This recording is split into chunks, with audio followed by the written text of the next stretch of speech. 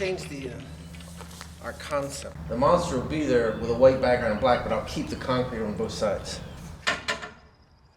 Recently, I said, from here on out, everything I do is going to be illegal, because when you do street art, you do graffiti, you do illegal art, it happens, you know? You can go out, you can find a wall, you can do what you want, and you're done.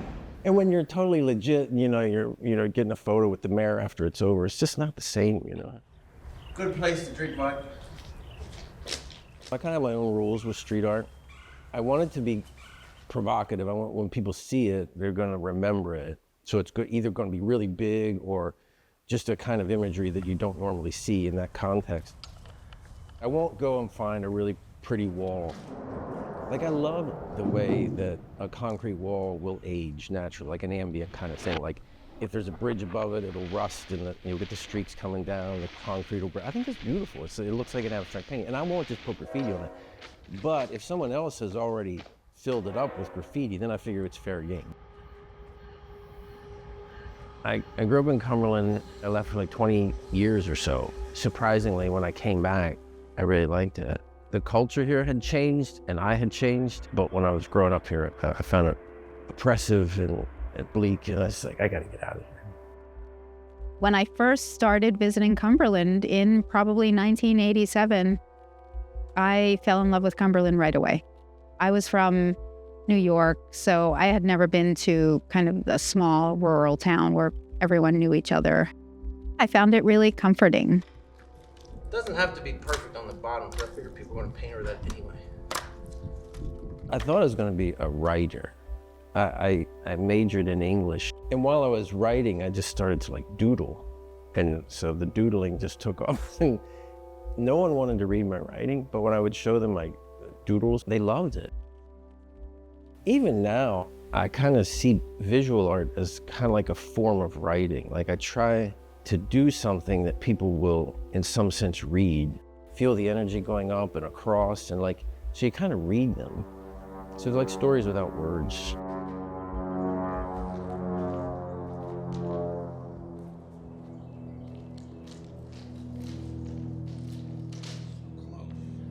Like, early on, I was definitely trying to offend as many people as possible. So I would do really crazy, like pornographic, weird drawings just to kind of shock people. And they were pretty shocking. I look back at them now, it's like, oh my God, I can't believe I just did it.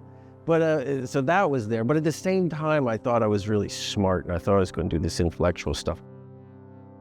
When I do something, I try and like be profound and like act like I'm doing science or something. It's like, this child's play. Just have fun. Just do art that's fun. And it really sunk in. It's like, I kind of stopped being so pretentious or serious or angry. And I just started making art that was fun. And I was much more liberating. Then I could do it and not worry about it. I have to leave before I start obsessing. I think it's done. Think it looks okay? I was digging through old drawings and I found this one. It's absolutely ridiculous. It said, ass expansion surgery saves oven salesman from bankruptcy. I wrote that. I'm like, why? Why would I write that? And then put it on a picture. I did that like 20 years ago, and I came across it and I was like, this is insane. Why did I do this? Anyway, so I will often use tools incorrectly. Like, I'll buy paint supplies, and I don't even know how they're supposed to be used. I'll just find my own way to use it. When I was doing a lot of abstract painting, I would get my material like at a hardware store. I'd find like a trowel that was meant to do something for cement, and I would just go home and try that. Or I'd paint with a broom. Like, it's as if you don't know what you're doing. That's how discoveries are made. So a lot of his work might look like childlike paintings or childlike drawings. And I think he's probably drawing from some kind of what in Zen Buddhism they call beginner's mind. So I started looking at this like kids art, outsider art, and it was raw. And that kind of raw quality really inspired me more than any kind of classical style. So graffiti, doodles and scratches and things like that, to me, there's some kind of energy to that. And I try to keep that in my art. I'm not really interested in making things that are really polished. There always should be something broken in the art. Like it's not quite right, because if it's good, if it's perfect, I think it's going to be dull, you know?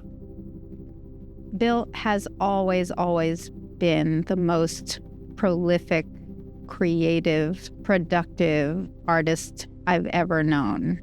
And that's his personality, right? His personality is he's very, very complex and really engaged in intellectual pursuits. The bar is set low for me, and then it always worked. It's like, well, that's just fine. It looks weird, it's awkward, but it's good enough for me. I had no art training whatsoever. So I was just curious, like, can I do this? Can I draw realistically? Can I paint? Can I make a sculpture? Can I like do woodwork? Can I weld? And so I would try all these different things. That was part of the energy, was constantly exploring. So I'd do large things, I'd do small things. It was like, it was just a way to keep it interesting. The other thing too is I found that if you make funny art, a lot of people don't get it. They think art is always serious and would be really somber, and they would look at it. It's like, this is meant to elicit laughter. You can laugh at this. I won't be offended. Like, I hope you laugh at it. It's ridiculous. What I just did is absurd. The figures are like freaky, and it's like, it says stupid things. You can laugh at this, but they don't. They think it's, this is serious. This is art. It's like, no, you can have fun with it. Even without my sunglasses, he looks better.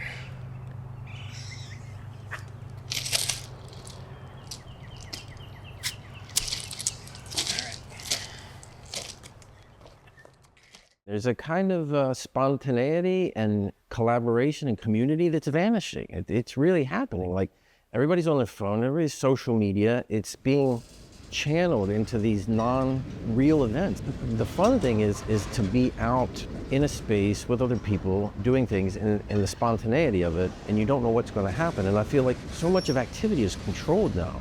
I'm constantly trying to free myself from this kind of control. Maybe I go too far in the other direction. I mean, I don't want to track anything, and I just want to see what happens. And to me, that's what's fun. If you're around other people, you want to collaborate on something, it just happens. You know, you make a line, and then someone else can come off of that. And it's not whether it succeeds or fails, it's just it happened. I don't even really necessarily think about whether it's good or bad. Like, it's done. We did this, and now we're going to do this. So I don't really think about things like in that kind of goal or achieving a high level of quality. It's more about just a constant way of expressing oneself or letting something out.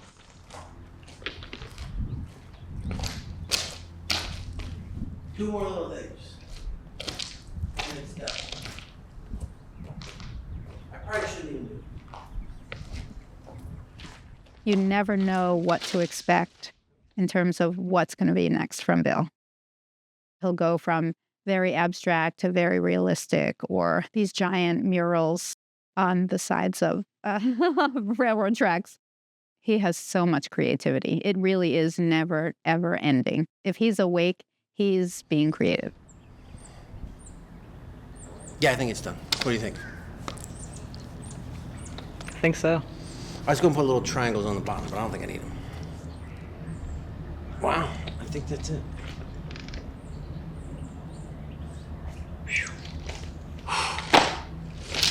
I know Nancy, I get a picture of them